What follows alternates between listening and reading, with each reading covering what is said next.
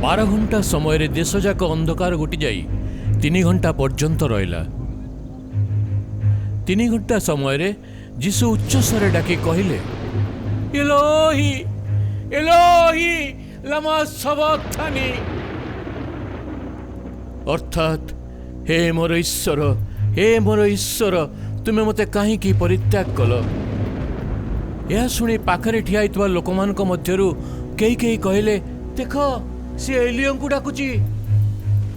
आउ जीशु उच्च स्वर डाकी कहले, हे पिता तुम हस्तरे मो आत्मा समर्पण करुअछि। आउ यह कही से प्राणत्याग कले।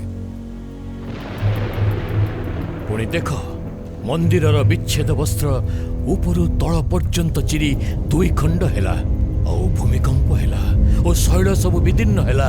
पुणी समाधि समूह उन्मुक्त हैला, और महानिद्रागत अनेक साधु लोकंक शरीर उत्थापित हैला। पुणी तांक उत्थान उत्तारे से माने समाधि बाहरी पुण्य नगरी रे प्रवेश कले और अनेकंकु दर्शन देले। ताहांक सम्मुख रे ठिया होइतिबा शत सेनापति तांकर एही प्रकार प्राणत्याग देखि कहले, सत्य एही व्यक्ति ईश्वरंक पुत्र थिले। केतक स्त्री लोक मध्य दूररू देखुथिले। सेमानक मध्यरे मगदलीन मरियम, सान जाकुब और जोशींक माता मरियम, पुणी सलोमी थिले। से गालिली रे थिबा समय रे सेमाने ताहांक पश्चात गमन करी तांकर सेवा करुथिले। ताहांक सहित जेरुसलम को आसिथिबा आहुरी अनेक स्त्री लोक मध्य देखुथिले।